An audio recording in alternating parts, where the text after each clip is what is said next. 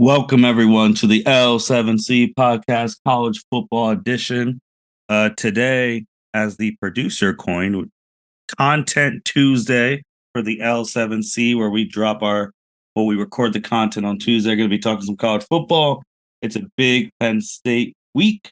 We got everyone on. We got Cedric, we got Byron, and making it back from his 1 week hiatus, the producer Justin Akindale, as I gave him some stuff on the last pod, mysteriously disappearing after a certain team took the L where he was the only one to take him on the podcast. He did have an excuse. He had a valid excuse, but it was fishy. Man, fuck A&M for that. Last thing I remember on that goddamn day, and fucking, yeah, it was them losing spectacularly once again. Fuck them. You know what's funny, Justin? I didn't even say this on the last pod because I wanted to wait till you were on. 2 weeks ago, you convinced me. I took A&M in a parlay in the college football parlay. And guess what?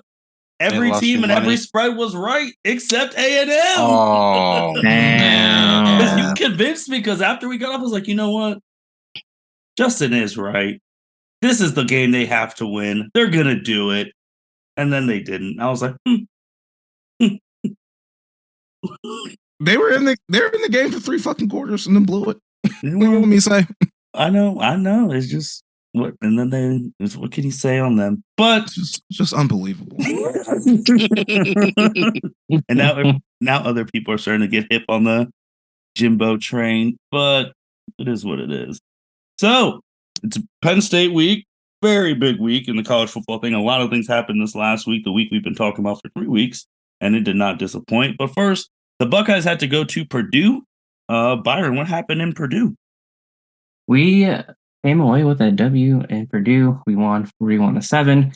Tom McCourt, 16 for 28, 176 yards, 3 touchdowns. He did have a fumble in the fourth quarter.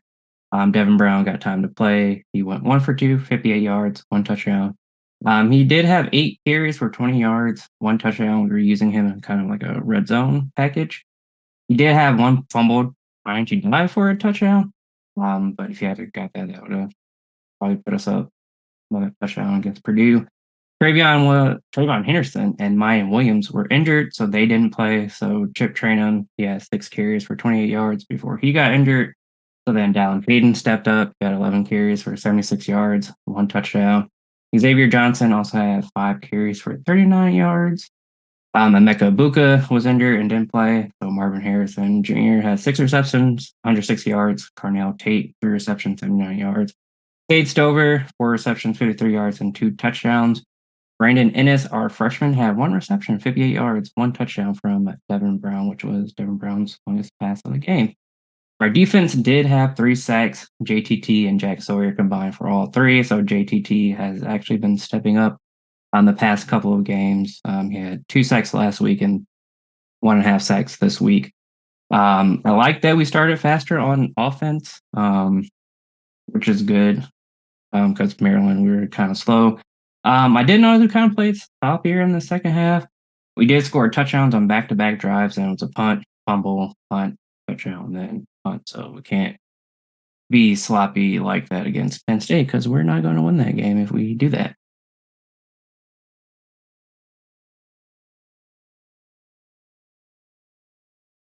Cedric, what did you like about the game? What didn't you like? What things did you see that was worth mentioning? Pass rush. I love the pass rush. Us getting to the quarterback. It's been kind of long overdue. Like Byron stated, we got 3 sacks. That was nice. I wish we would have got more, I guess, against a Purdue team. I feel like if we go into next week, pass rush is going to be a big thing that we'll have to maintain.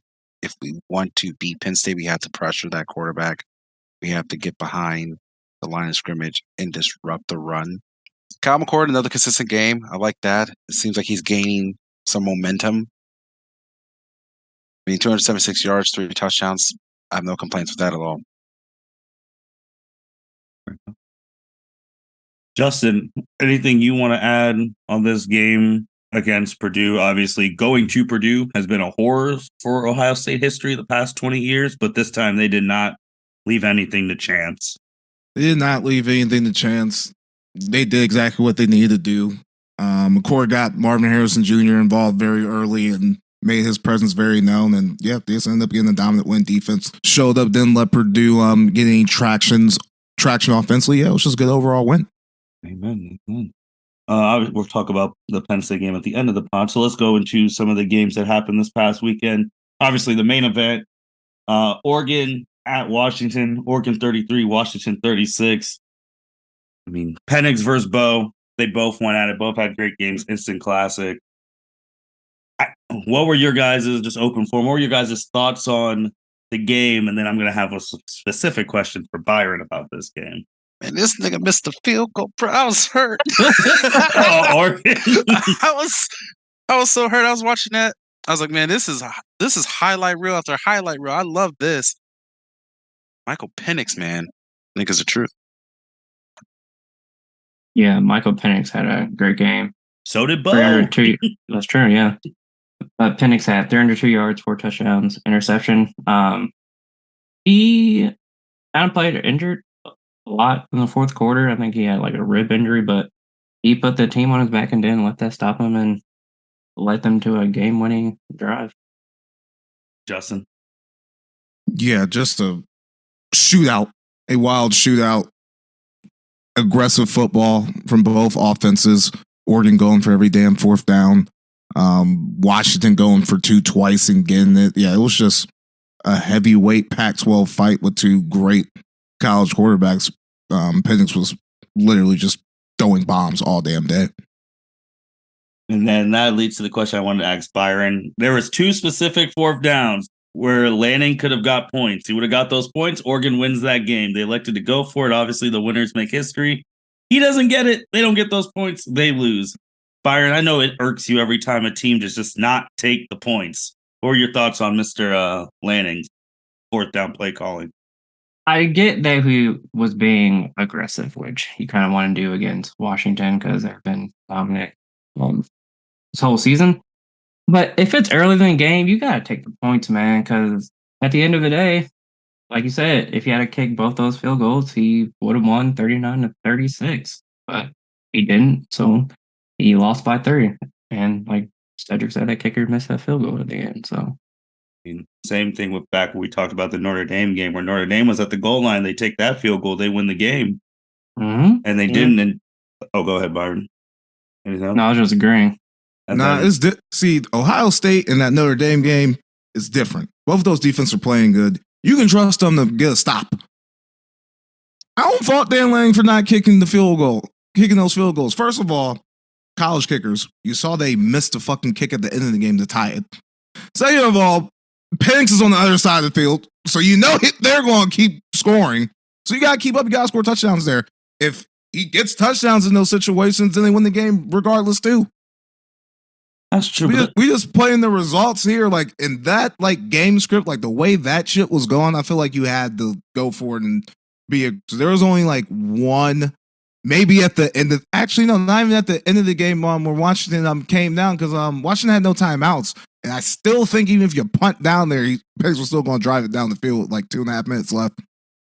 There was a point. I mean, because I felt like Oregon was in control. I mean. They had points where they were in control of that game and they could never just close it out, especially when they let that was the blunder, where they let Washington get the ball back.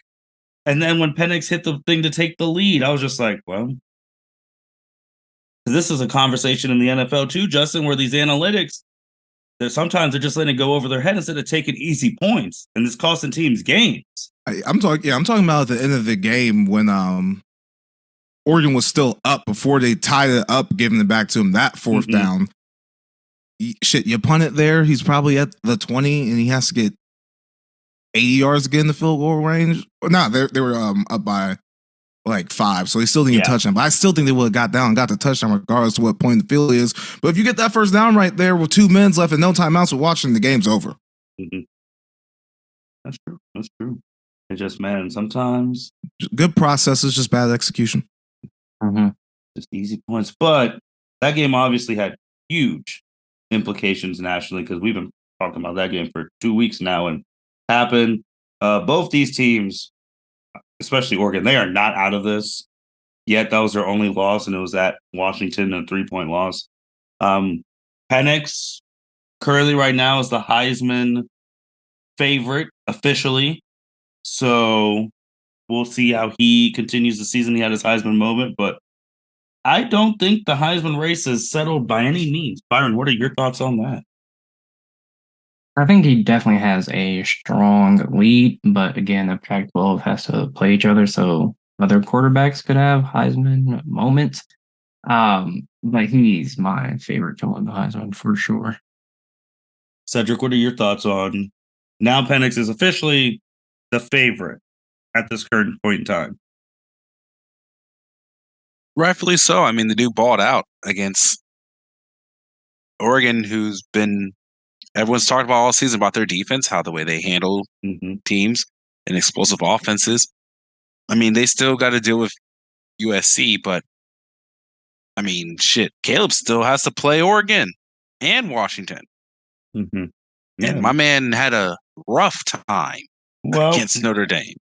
Perfect segue because we all picked Notre Dame to lose that game because Notre Dame, which is a crazy stat, this was their 4th straight week against a ranked opponent, but not just ranked, their 4th straight week against an undefeated opponent.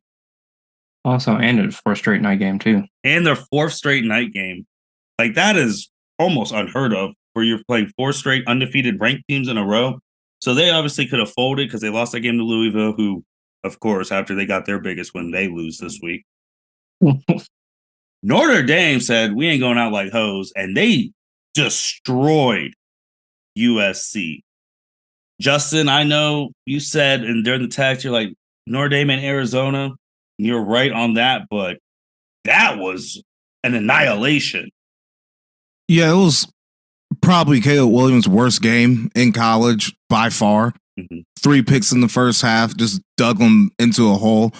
I didn't expect USC to be able to stop Notre Dame on defense. Absolutely not. So I already knew that, but USC's offensive struggles were definitely a surprise to me. Notre Dame does have a good defense. Marcus Freeman is a defensive head coach, so shout out to him for being able to shut down USC in that high power offense and making Caleb Williams look mortal.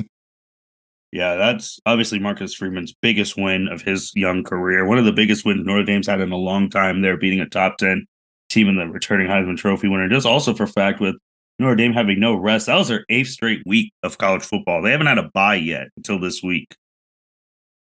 It's definitely a well-deserved bye, that's for sure. I was not expecting them to hand USC an ass whooping like that.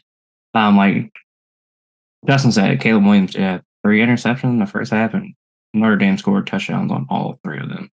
They also had a fumble return for a touchdown. They also had a 99-yard kickoff return for a touchdown. So Notre Dame was firing on all cylinders. I think Audric Estime, their running back, had 2 touchdowns. So it was Notre Dame's game to win. And they came out and said, hey, we still here. Cedric, I know I joke about Lincoln Riley a lot. Not as much as Jimbo, but I do joke about Lincoln Riley. But this is going to be another year where, unless obviously crazy things can happen, he is going to have a Heisman Trophy type winning quarterback. He's had Baker, he had Jalen, he's had Kyler Murray. Jalen didn't win the Heisman, but he was a finalist. He's had all these quarterbacks, and he has no national championship appearance to show for this. Yes, that is correct. I didn't know if there was a question at the end of that. No, just I was saying, like, you made a lot of statements. Like, so I was like, yes, those are facts. It's just like what I know. Barstool's came out with the fraud thing because I mean, like he does not. He needs to hire someone. He needs to go find a real defensive coordinator. He doesn't care about that shit. He literally doesn't care. But you gotta stop someone to win. And that's the only thing that's ever wrong with his fucking teams, and he has refused to fix the problem. And people made a thing about, they came to Indiana in October, like kind of cold and all that jazz. And people are like, what the hell is USC thinking they're going to be in the Big Ten? That's going to be almost there every week. What do you mean? Because the game was at Notre Dame, wasn't trying to. Just because it was like in the Midwest and it was like colder, and people were trying to say like, "Oh, USC is going to have to learn how to play in that cold because they're going to." Even though it wasn't cold, they're going to have to deal with it every week. That's not. That's just stupid. That's just dumb. This is a dumb statement. I was just like, get ready to go to Michigan in November, buddy. First of all, they're probably going to play those games early. And second of all, we all know USC can't play no fucking defense. I don't know what we were expecting there. I mean, like I said, I'm not impressed with Notre Dame scoring points. To be clear, it wasn't even like a crazy offensive performance. 95. The leading rusher had 95 yards. Their quarterback had 120 passing yards. It wasn't like they outperformed offensively. Yeah, kickoff return and that dude return had scoop and score. Again, that's special teams. Yeah, I know it's special teams. I'm saying it's like we weren't expecting USC to be here and stop anybody. Or is anyone surprised here that Notre Dame scored 48 points? I'm dumbfounded. Well, no, I'm not. I thought it would have been 48 offensive points. I thought Sam Hartman would have lit them the fuck up. Yeah, that's all I'm saying. It's like USC, they did the one thing that they needed to do: stop Caleb Williams. And stop. I mean, 3 picks in the first half, 1 TD overall.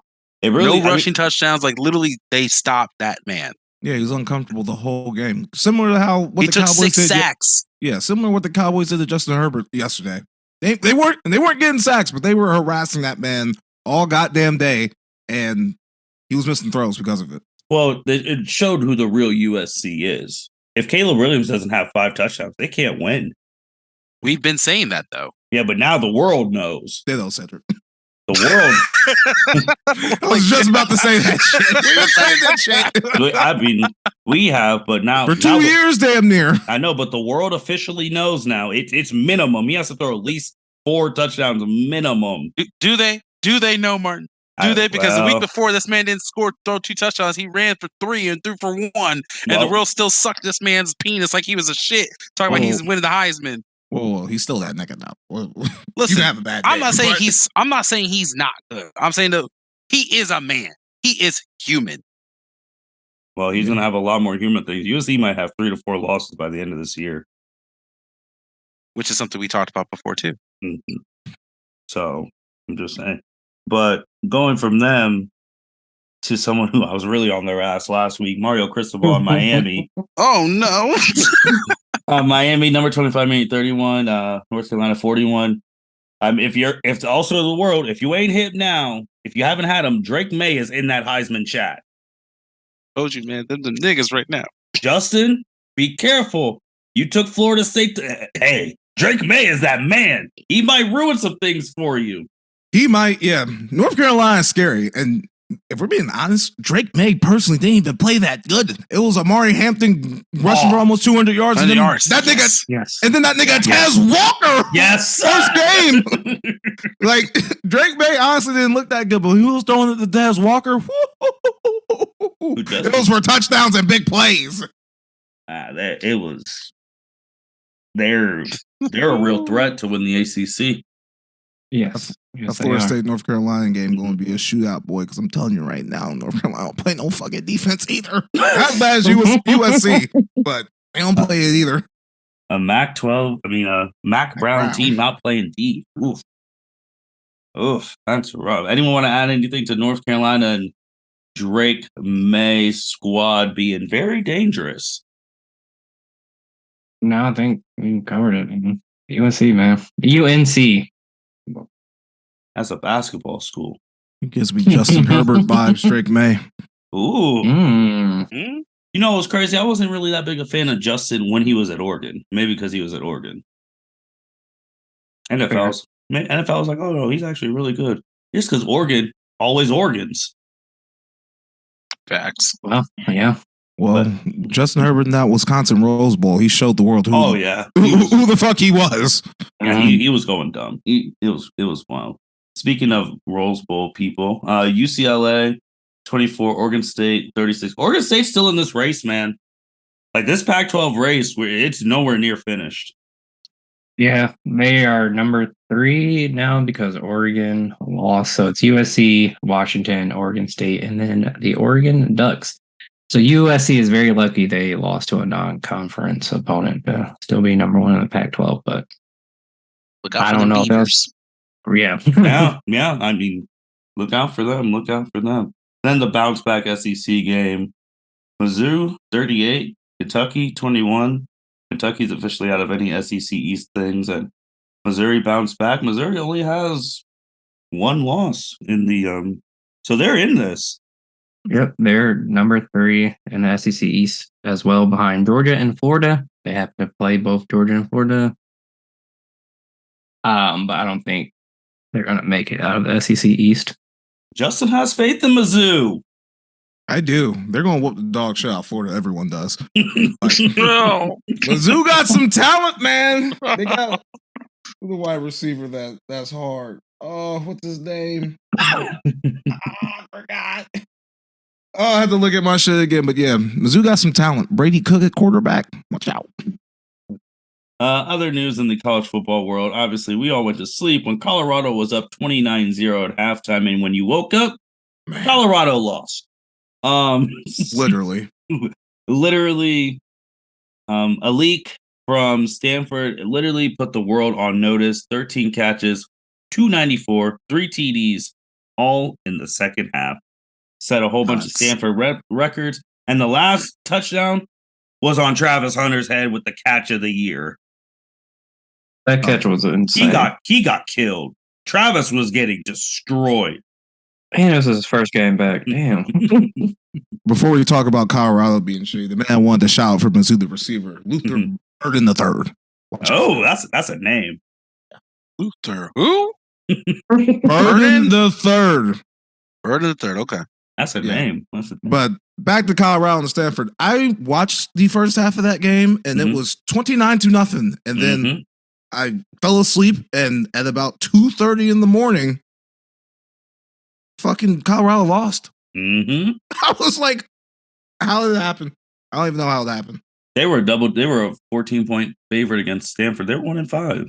I had them. I thought that was easy money. I thought the game was over. Well, we all do it. You want to talk about money, Justin? I told you guys before the year started, I thought the over/under of Colorado winning like 4.5.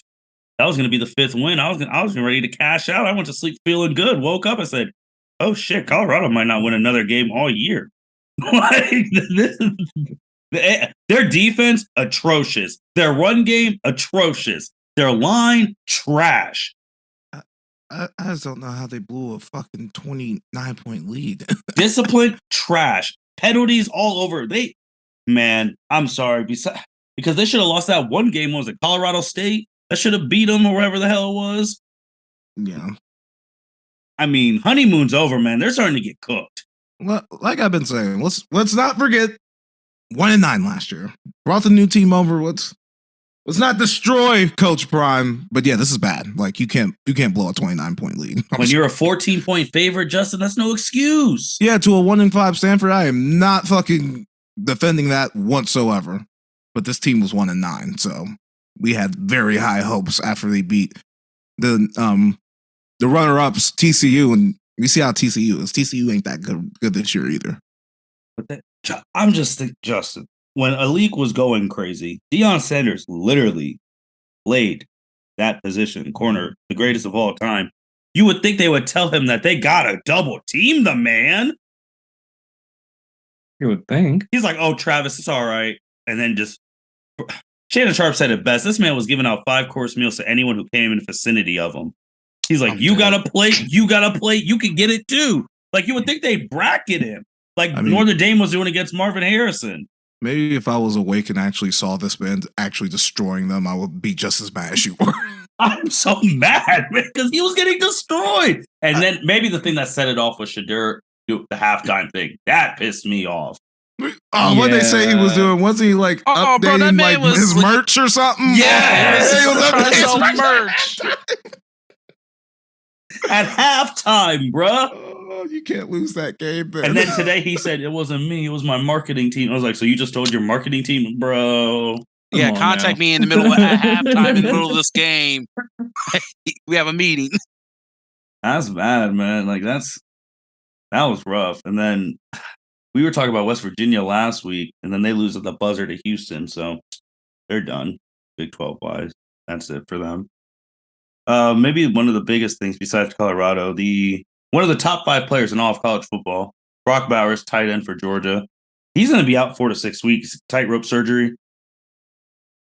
What are your guys' thoughts on 4 to 6 weeks? So he would be back, SEC championship game time. What do you guys think? How he's literally their Travis Kelce, he's everything.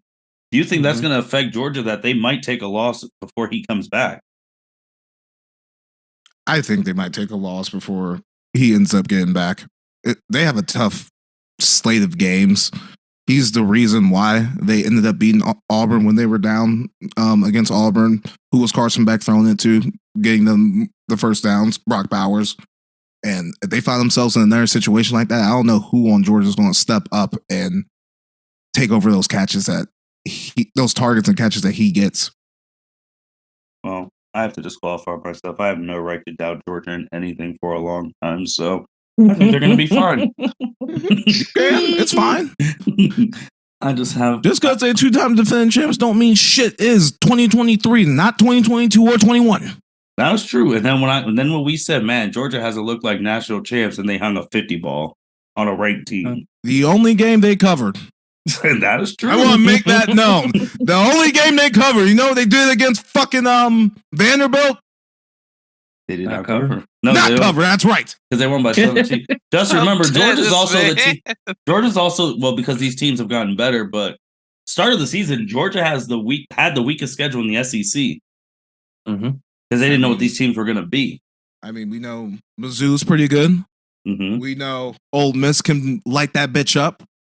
We know Tennessee is a good team, and they got to play them motherfuckers 3 straight weeks, back to back to back, after their rivalry game against Florida.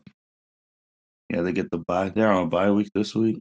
Yeah, then the Florida game, and then Georgia Tech. Hey man, this never doubt the champion. Cedric, what do you think? You think Georgia can make it out of that slate? Undefeated? I don't think they're going to get all the way on there undefeated. I think they're going to take at least 1 L. I mean, I still think they'll make it to the college football playoff, but I think they're going to take an L. Yeah, the Florida game next week is in Jacksonville, Mizzou at home, Ole Miss at home, at Tennessee, at Georgia Tech. Man, Justin, they got both those games in the dog pound at Georgia. I know. I wish they weren't there, but I'm telling you, Kirby Smart. I think they slip up in that 3-week stretch between Missouri, Mississippi, and Tennessee. That's just a tough stretch of games. You saw Notre Dame and their stretch of ranked teams back to back to back like that. It's just a hard spot. I would say this is the week to get it right in preparation. You got a whole bye week, so you got a whole week of game planning. Because I know that, like you guys said, that offense was built kind of with Brock Bowers in mind. So you got to figure out who's going to be it. Byron? I think they'll probably make it to the SEC championship, but they probably will take an L. I don't think it's going to get against Florida. It might be against either Missouri or Ole Miss. That'll be interesting. Well, don't sleep on Florida. Don't sleep on the rivals, man. Florida, those rivalry games, man. That's true. Stupid shit happens. Drunk shit happens. We're currently 3-1 in the conference, 5-2 overall. It's just they're not the same. No, they're not good. I'm not saying that they're a good team. I'm going to say they're going to be a motivated team ready to fuck up whatever the fuck Georgia got going on. That's what I'm saying. But I don't think they're going to be. But I think Georgia knows what time it's going to be because, guys, we're literally 14 days away from the first college football playoff rankings. They're priming us up on ESPN before we got up on here before hockey. That is the college football playoff rankings is literally the reason that we record college football on Tuesday, so you can get our live reactions from those rankings because they happen every Tuesday. So the first one's on Halloween. It'll be 7 to 8 ESPN, and we'll see because that's going to be the Florida game's the 28th, so a couple of days after. So it's quick. We already talked about the Heisman. We talked about this a little bit, Cedric. Third right now, J.J. McCarthy from Michigan. Hey, man. Yeah. Dylan Gabriel's in Scary. second. Jaden, I don't know why the fuck Jaden Daniels isn't fourth, but Jordan Travis, Justin's guy, Drake May, Bo Nix, Caleb Drop, Carson Beck, Blake Corum, Quinn Ewers. JJ, if they go undefeated, man, because I don't think anyone in the Pac-12 is going undefeated. JJ could steal it. Michigan's a problem. Yes. Michigan, I know they have not played not a fucking soul. Doesn't matter. They're the most complete team in the country right now. Exactly. And they've been dominant. All three phases of the game, offense, defense, special teams, no holes. Honestly, that team's a fucking problem. I cannot wait to see when they play Penn State some actual fucking competition and see how they fare against them. And then this game this weekend with Ohio State. Oh my God, it's going to be a movie. Yeah. So JJ, obviously Harbaugh's saying for his guy, he feels that JJ is the second best quarterback in the country behind Caleb, which I disagree, but I understand what he's saying for his guy. But he's up there, Byron. This is a guy who can sneakily win this Heisman. He can, because Michael's first, and then who's second? That Dylan from Oklahoma. Ooh. And Oklahoma might not lose again until the Big 12 title. They played no ranked teams for the rest of the year until the Big 12 championship. Hey, you said never underestimate that rivalry game, Oklahoma State. Oh, that's true. Oh, yeah, don't sleep. They've been winning. They've been covering and winning because I've bet on them the past 2 weeks. Oh yeah, do not sleep on Oklahoma State. Yeah, don't sleep on those rivals. And if they make it all the way, they might have a rematch with Texas. So because they do round robin in the Big 12. Yeah. JJ McCarthy is scary. It's at Oklahoma State too. Oh, they're gonna make that a night game on ESPN. What week is that? The week after Halloween. So the week November 11th. 4th. Okay. So they'll know their college football playoff ranking.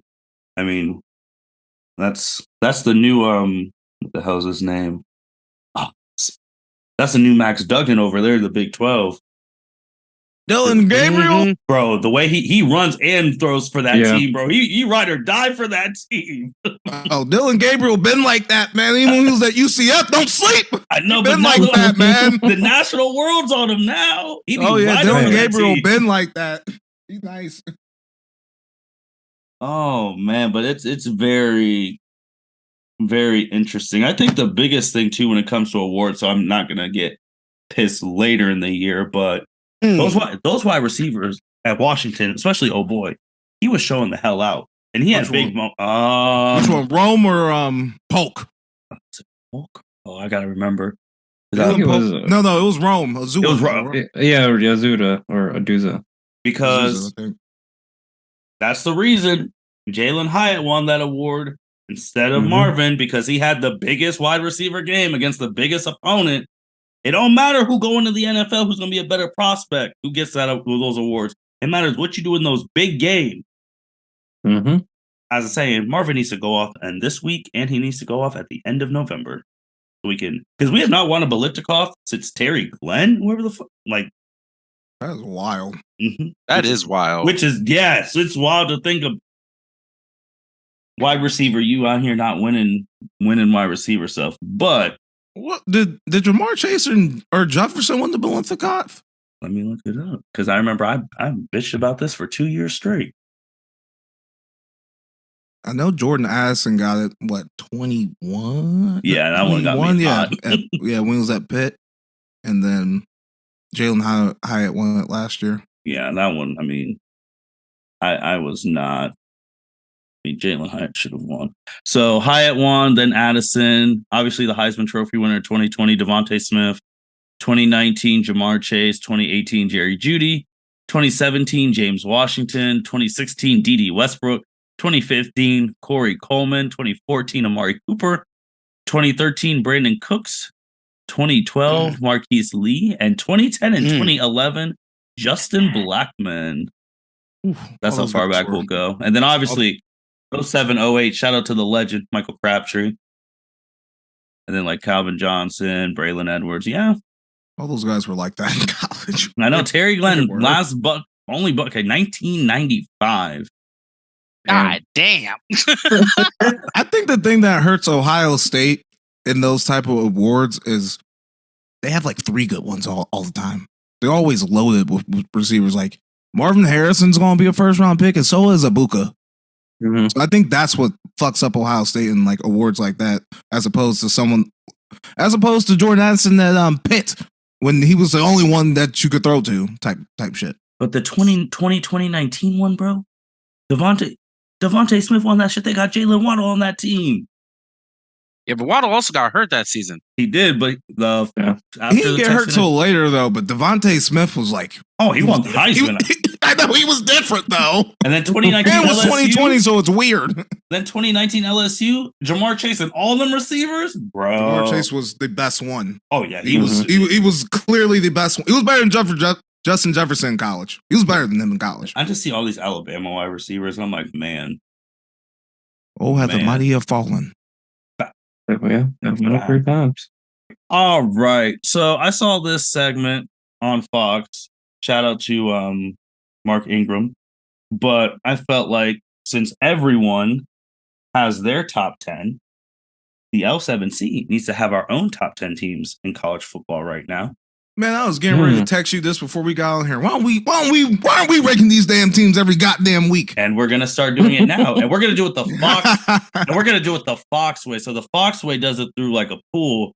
So Byron, I'm just gonna be honest. You're always gonna go first because you're the oldest. So you're always gonna pick who the number 1 team in the country is. Okay. Once you pick that team, I'm gonna put them down. No one else can pick that team, obviously. Then Cedric's gonna say who he thinks the number 2 team in the country is. Then Justin's going to say 3. I'm going to say 4. And then we're just going to keep going. Okay. So, and obviously because we're getting to this, because the college football playoff is going to have a whole completely different thing than the current AP stuff. So we're getting ready. Like from now on, we're going to have our own top 10s. Okay. Byron, who's the number 1 team in the country? I hate to say it, but I'm going to say Michigan. Okay.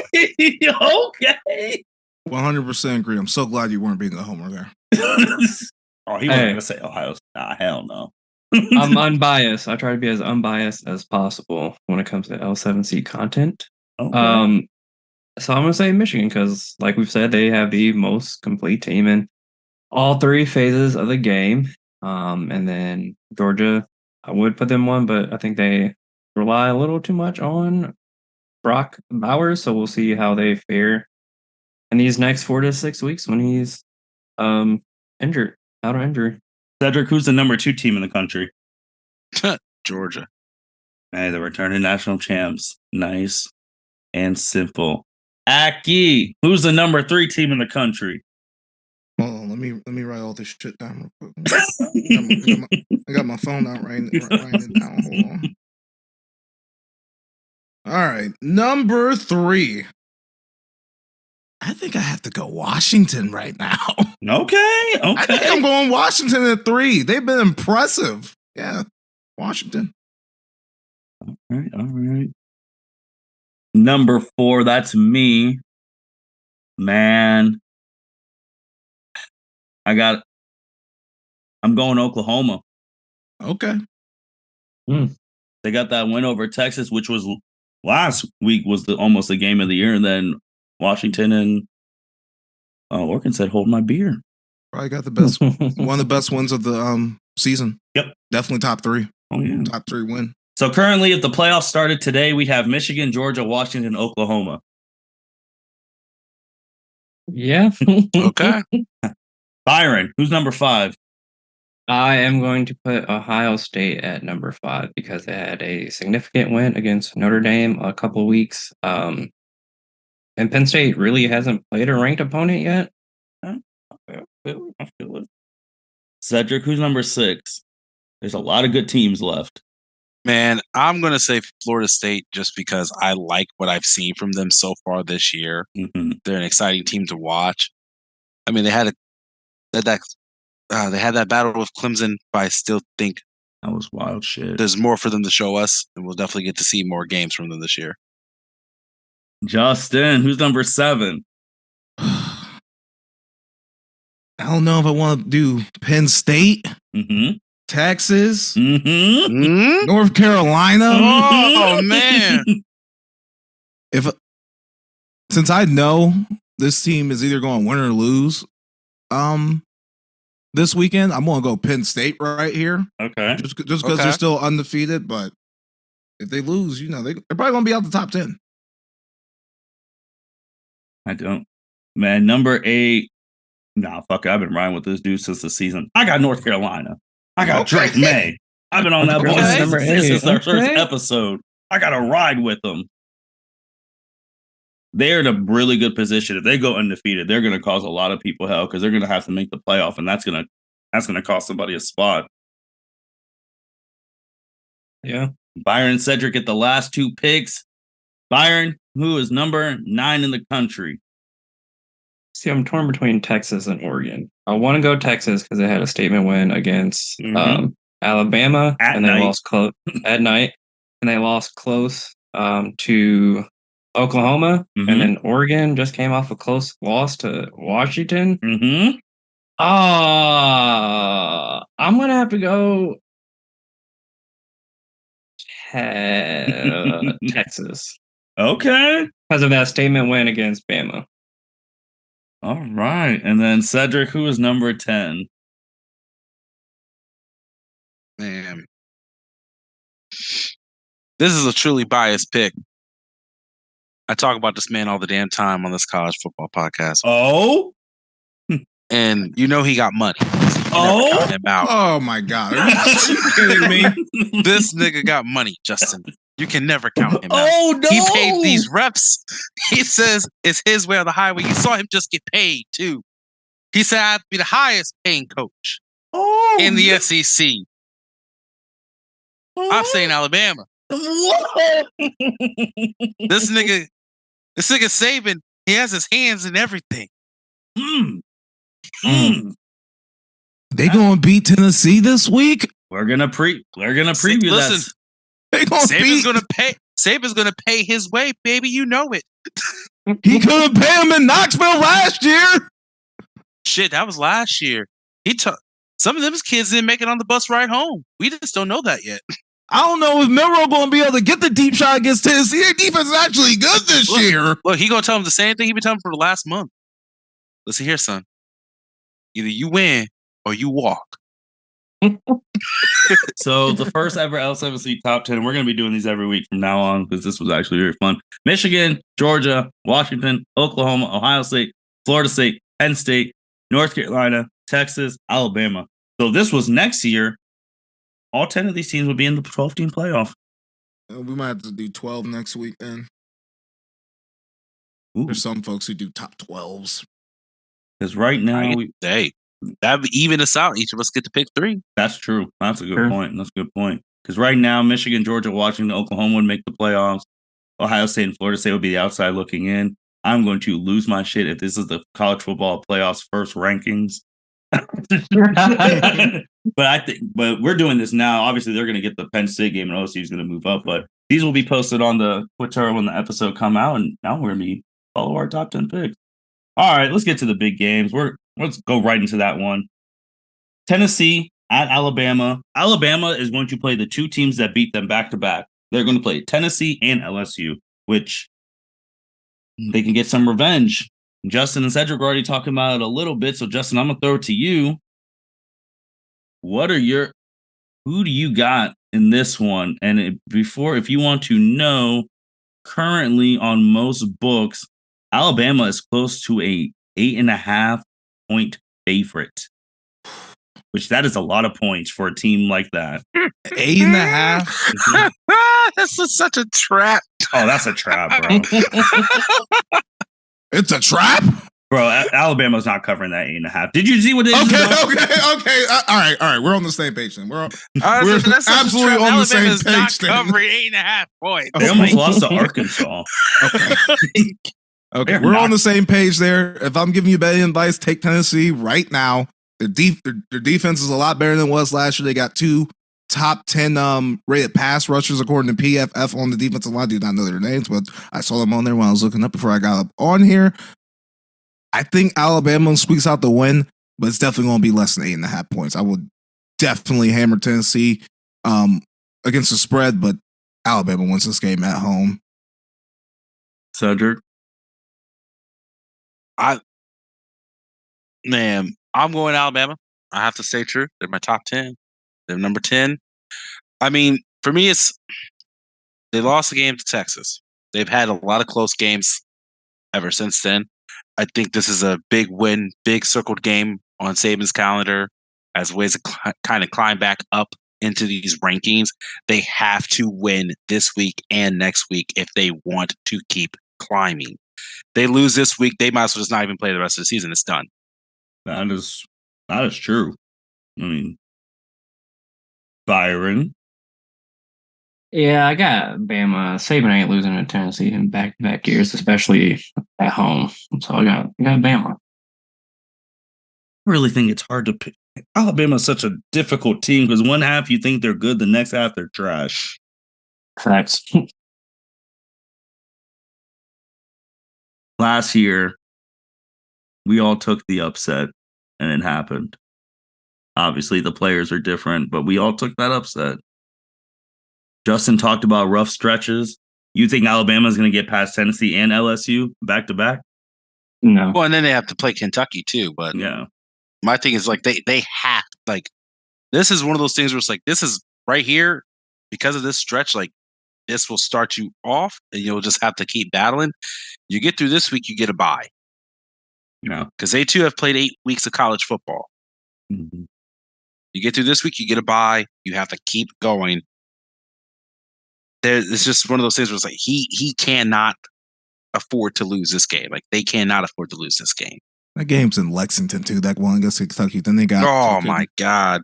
Then they got Then they got fucking Chattanooga, the fucking team that should not exist. And then at Auburn, which that game was always fucking wacky. The signature Chattanooga game before the rivalry game, the classic.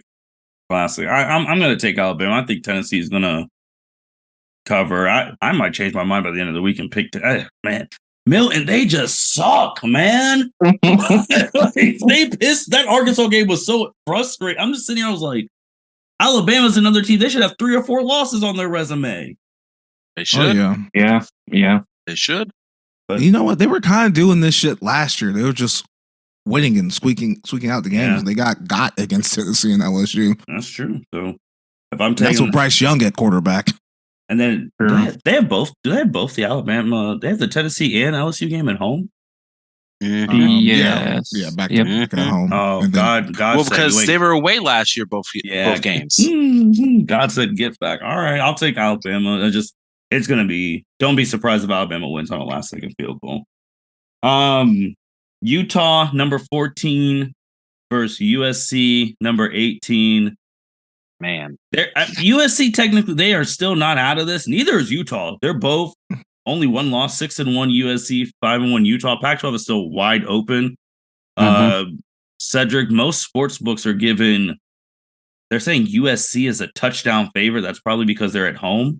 This is the 8 p.m. game on Fox. We still no word on Mr. Rising. That was going to be my question.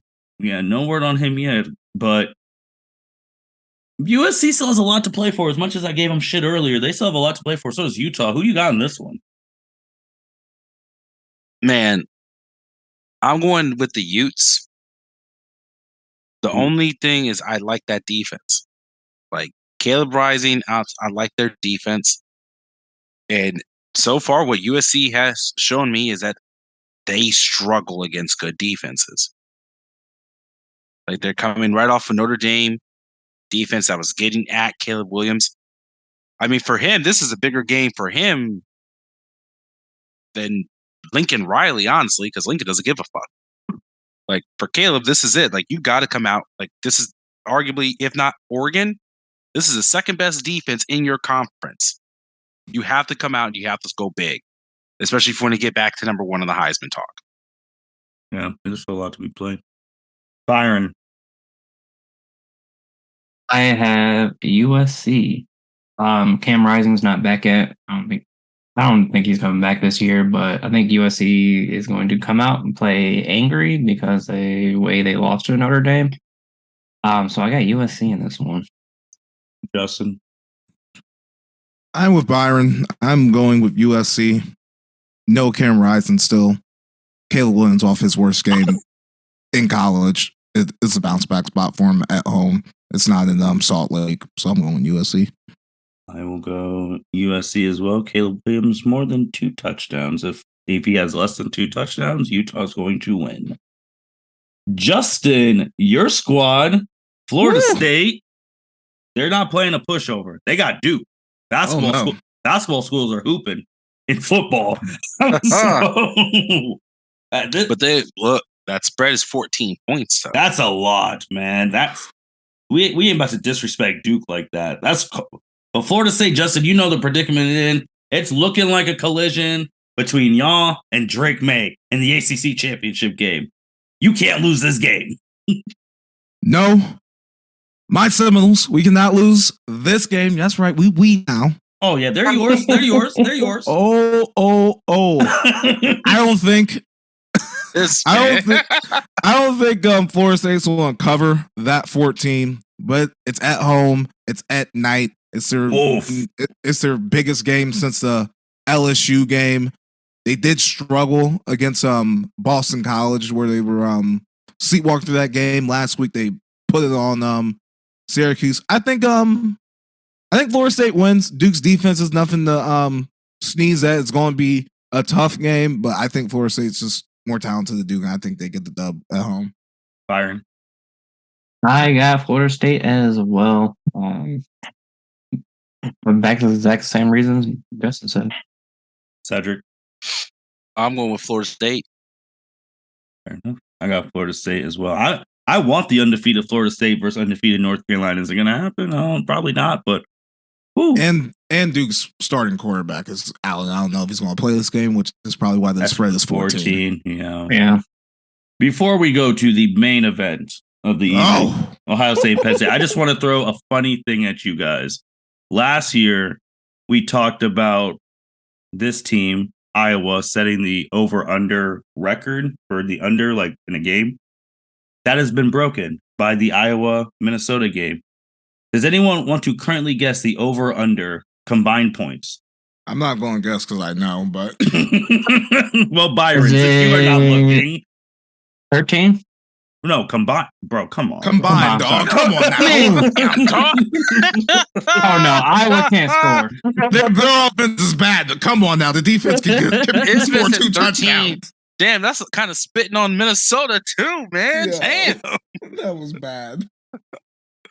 Like, shit, Minnesota may be able to get 13 points. That's true. I doubt it. Yeah, the 2 teams combined, Byron. It's low, but not bad. Not that low. Is it 21? No. Justin, what is it? It's 32 and a half. Oh, 32 and a half. 30. Wow. That is the lowest over-under in history, literally breaking their record from last year. That's crazy. And you know what's kind of funny? Currently, right now, whoever wins the Big Ten East would play Iowa in the Big Ten championship game. Iowa's 6-1. I think I secretly fuck with Iowa. Like how do they win so many games with no offense? These niggas win games. Well, Justin, you do know they're tight end you though, like for real. Oh yeah, I know. Come on. Of course I know they're tight end you. But they don't be fucking scoring no touchdowns. I'm actually kind of surprised they couldn't. Well, never mind. I was gonna say like any sweet tight end. I don't understand how they make them when they don't pass the ball. You gotta be able to block as a tight end too now. That's true. That's facts. But yeah, 32 and a half. Man, that's rough. Iowa honestly might give some of these big boys problems. That defense is nothing to sniff at. I mean, consistently good every year. Consistently wins them games because you know you ain't getting shit from the offense. It's honestly amazing. It really is. Yeah, they're so bad. I just want to throw that out there. All right, last thing in the pod. The main event of college football weekend, Penn State at Ohio State. Both are 6-0. Ohio State, number 3 in the... Actually, Fuck their ratings. Our ratings. Yeah, Ohio our State. ratings. Ohio State number 5 in the country. Penn State number 7. Hey, we had Penn State the same as the pundits, but our rank. Yeah, I'm using our rank from now on. Both undefeated. Game day, big noon kickoff. Here again. This time in Columbus. This is in the Ohio State's first biggest game. It's actually the biggest game they'll play in the Horseshoe all year. Because Michigan's at Michigan. Mm-hmm. This started at 5.5, literally after Saturday. It's already dropped a whole point. Justin, what are the first we got, because it's a big game. What are the keys to victory? Oh my God. I think this game is personally going to be a slugfest. I am on the under. I got 47. It's like 46.5 right now. So the professionals are betting that down. I think it's going to be more of a defensive game. Penn State's defense is tough. They have a couple shutouts on this schedule. I see they shut out UMass. They shut out Iowa, which is not something to snuff at. And like James Franklin got to show up. Like he has to show something. The only time he's beat LSU is 2016 on that block punt. Yep. It's the only time he's beat Ohio State. So pressure's definitely going to be on him. Drew Astor, Ohio kid playing quarterback for Penn State. He's going to be a key to the game. He has to show up against, a pretty decent OSU secondary. OSU's defense has been good all year. They held Notre Dame to only 14 points. I think it's going to be a defensive tough game. I don't think we're going to see I don't think this is the week Ohio State gets their offense right. I think this is a week that they're going to have to grind it out and survive. I just want to throw this before I throw it to Cedric and Byron, because you brought up the defenses, Justin. Currently in the country, the top 2 total defenses in the entire country. Number 1 is Penn State. Number 2 is Michigan. Yep. And those are both in the Big Ten East. Those are both people we have to play against, and we have issues with our offensive line. That is not a good combination. No, it's not. Ohio State is at 7, though. So we have Big Ten East has 3 of the top 7 defenses in the country at the current point in time. Cedric, what are your keys to this game? Pass rush. We need the pass rush. Like Justin just said, this quarterback that Penn State has, Drew Allard, that man's bad. He's Batman. Ohio grown, Medina owned. Shout out to Medina, Ohio, up there in the north. Has a better quarterback in this game right now. Yes, Mr. Football 2021. Like he's. When is the last time we've been able to say that? Even before this podcast was created. When's the last time we've been able to say Penn State has the better quarterback than Ohio State in a game? God. Just really think. Oh, long ass time. I honestly can't remember a year. Not since I've been watching OSU in college football. No. So not in the past 20 years, then no. And that's been what they've missed. I mean, Trey McSorley was good, but he wasn't better than Dwayne Haskins or all those people. But he was really good. Like he was a really good college quarterback, but he wasn't better than the ones we've had. Clifford, he beat out fucking Will Levis. He was all right, but he wasn't better than Justin Fields and CJ Stroud. And this is the first time in 20 years. That's a good thing. That's probably a new stat from the L7C. First time in 20 years you can say that Penn State has the better quarterback. And we could we can already say this now. We could damn sure say that this is going to be the first time in a long time we can say that about Michigan. Because McCarthy is significantly better than McCord. Yeah. Yeah. Right now at the moment. Mm-hmm. But continue on, Cedric. You said the pass rush. Yeah, for me, it's the pass rush. I mean, we have to get to the quarterback. I know we've been kind of working out some things on defense. Like, offenses has no choice but to play. Like Justin said, like it's one of those things where it's like it's going to be a question of who stops who the most. Yeah, we have to stop this quarterback, otherwise we're going to lose. Byron? Yeah, basically have the same keys as Justin and Cedric. Drew Allard, 1,254 yards, 12 touchdowns, no interceptions. He's only been sacked 4 times in 6 games, so we have to get to Allard, make his first mistake of the season. Just another stat that I think is They have a +10 turnover ratio while we're only a +2. So if we can win the turnover battle, that would also be good as well. They have like 2 backs that are over 300 rushing yards this season. So limit the runs and limit Drew Allard being able to, pass on our defense. You said Penn State +10 in the turnover margin? Yeah. McCord can't turn it over. Ohio State can't turn over. No turnover. No. I also will say, going back, I mean, West Virginia is a good team, and that was actually I can't even know who I could say their best win was. West Virginia or Iowa, one of the two. Pick your things. But biggest thing, man, that defense, Penn State's defense got some dudes. Hey, they got some dudes on the line, linebackers, corners. Hell, we were talking about Monday. I just saw a dude end the game basically putting Justin Herbert on his fucking ass, Michael Parsons. So they got some dudes over there at Penn State. Like that defense, I'm kind of concerned because I know we can't run the ball, man. Not to like the way that we're used to OSU running. Like that line is not. I'm nervous if McCord can't get his first read off.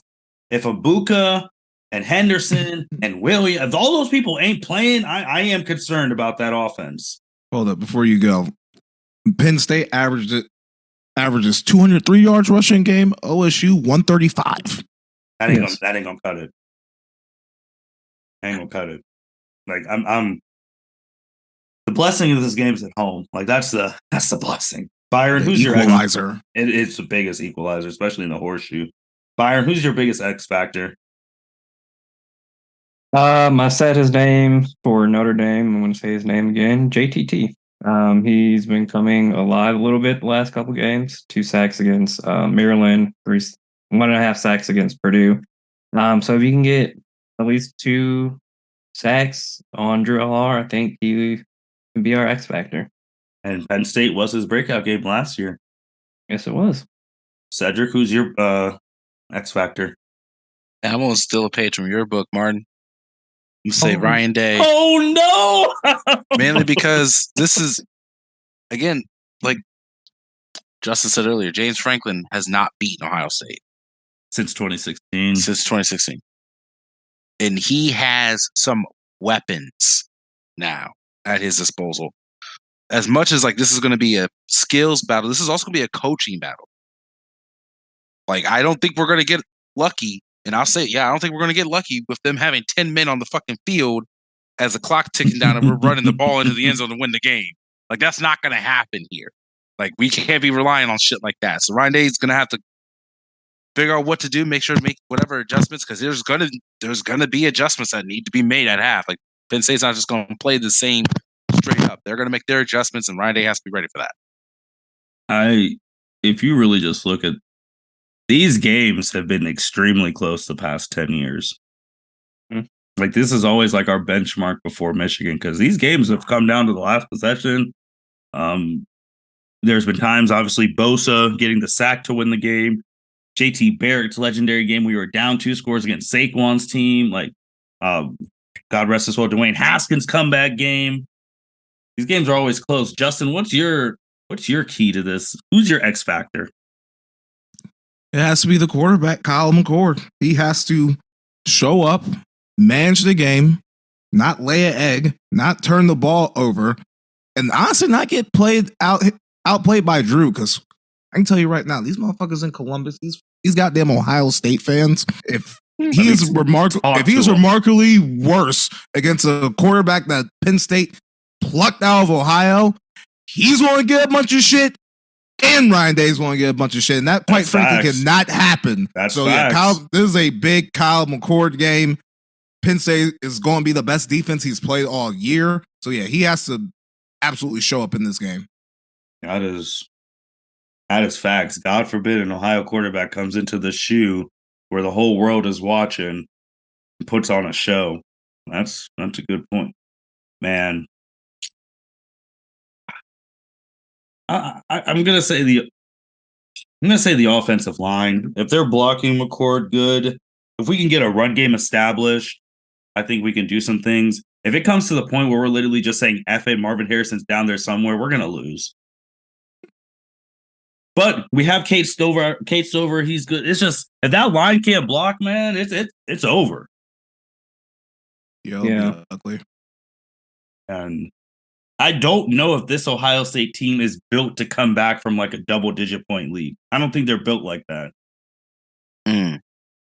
We haven't been in a double-digit point like under deficit. Yeah, deficit. If Penn State's defense is as good that we're making it out to be, then no. If it's a 2-story game, then it's over. If their defense is really that good, I don't care how built your offense is to overcome that. How good your offense is to overcome that. If you have a 2-score lead against a good defense, it's going to be very hard to come back from that shit. Mm-hmm. You see, man, this could be also Marvin's breakout game to really remind the world how good he is. But he has to get the ball from McCord, and they have to block for him. Well, Justin, you have the honor of picking first. Who's winning this game? And 4.5. That might get down to 3 by the end of the week. It might. If it's 3, I'll 1,000% would take OSU. I really don't know who about to fucking win this game. I'm gonna go Ohio State just because in Columbus. That's it. That's fair. That's fair. That's why. Home crowd juicing. I like it. Cedric? Man, I'm gonna go OSU. I'm gonna go OSU. Yeah, I'm gonna go OSU. It's a noon game. Mm-hmm. What's the forecast? Probably gonna be all right weather. I think it's like 57 degrees. Yeah, it's 57, just regular sunny.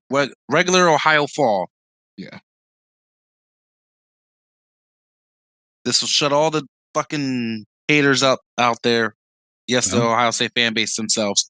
So yeah, that's what I'm going with. I want to talk shit on Twitter so I can tell them to shut up. So yeah, Ohio State. Captain. I'm going to go OSU as well. I think the final score would be like 21-17. I will go with Justin's low score, like to drag out. Yeah. I already bet the under. Man, this is tough because I'm already future casting. There could be a situation where Penn State, Ohio State, Michigan really all have one loss to each other, and that's going to cause problems. Yes, sir. I don't even want to think about that. Man, we've been on here a very long time, but a one-loss Big Ten team is getting in. No. I'm talking about which one of them would go, though, to the championship. Oh. If they all beat each other. I'm not the one-loss Big Ten team's getting in. I'm talking about if we beat them, they beat Michigan. Michigan beat Michigan off our ass. They beat us. Which one? Because then you got to go into the tiebreakers, and that's a problem. But whoever gets into the Big Ten championship game. Well, that's the thing. That's easy. We're all in the East. I don't know what the tiebreaker. Oh yeah, there's a whole article on it. There's a whole article. There's a situation where you can get to a point where you have to flip a coin. Basically, like there's like if there's a 3-way tie. There's like 8 different steps, and like the last step is random draw. I was like, if it ever gets to step 8, there's going to be hell on earth for Michigan, Penn State, and Ohio State. It might be war. It might be a Midwest Civil War that breaks out. Militias. It really. And the Big Ten East. Look, oh my god! Because I'm really trying to think. Michigan 4-0, Ohio State 3-0, Penn State 3-0. All the Big Ten East, all undefeated. Michigan's going to be watching this game very closely. Well, I'm already going to pick Michigan to beat Ohio State later in the year. Spoiler alert. So I got Ohio State winning this game. This walk-off field goal, they win by 1, 21-20. Okay. I tried walk-off field goal on the Notre Dame game, but then we got the combo, the running, the touchdown. So chip train touchdown. Yeah, chip train touchdown, but if Ibuka and them don't play, I really think they might lose. Yeah, if Ibuka, Henderson, and Williams don't play, it's going to be a very tough game for Ohio State. Down Hayden time, baby. Yeah, he's good. I don't know why he doesn't get burned to begin with. I don't know why a lot of people on their team don't get burned. Like they doing something bad at practice. Oh, but all right, we all got close games for Penn State. This is noon. So as soon as you wake up on Saturday, you're already close to kickoff. Yeah. Downtown Columbus is going to be rocking. So plan accordingly. College game day, baby. And big noon kickoff. So with that being said, this is the L7C podcast. Go Bucks. Someone say hi to Urban for me. I'm dead. This man. Hey, I mean, see, Justin, you can't just name drop him because there's people in the community who want him back. That man will not coach another college football team. There's already rumors where people are like, "Hey, Michigan State, throw the money at him." You cannot go from nasty ass Mel Tucker to slimy ass Urban Meyer. I love Urban Meyer. Optic wise, terrible look. Oh man! With that being said, this is the L7C podcast signing out.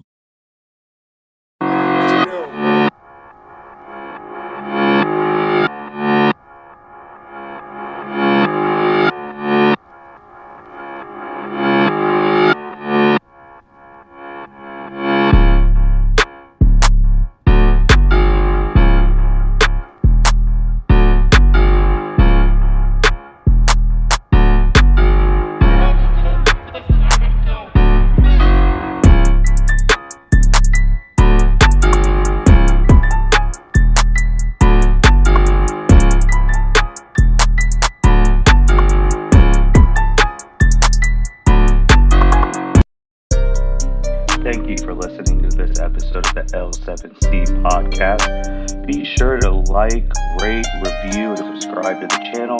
Follow us on all social media platforms, and we'll be talking to you guys soon. Take care.